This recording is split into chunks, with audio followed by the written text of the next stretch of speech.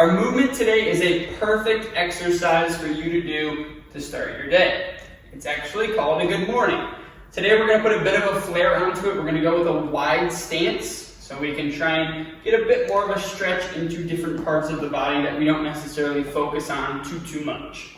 So what we're going to do here, we're going to separate our feet so they're nice and wide. All right. If you'd like, you can turn your toes out a little bit more.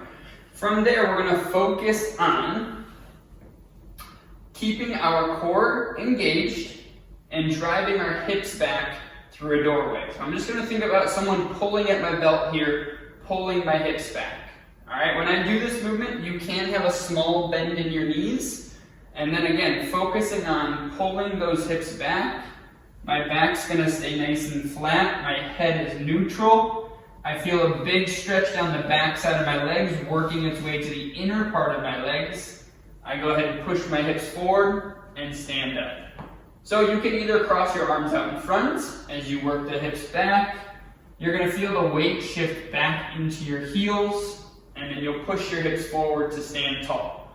Or it might help if you put your hands on your hips and you think about those hips even more. Dropping back, feeling that stretch. All right, one thing that we want you to avoid with this one is leading with your shoulders.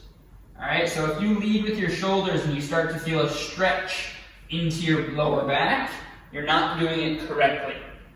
The stretch should be felt in the back side of the legs and the inner portion of the legs as well. All right, you can kind of play around with it, work your feet a little bit wider.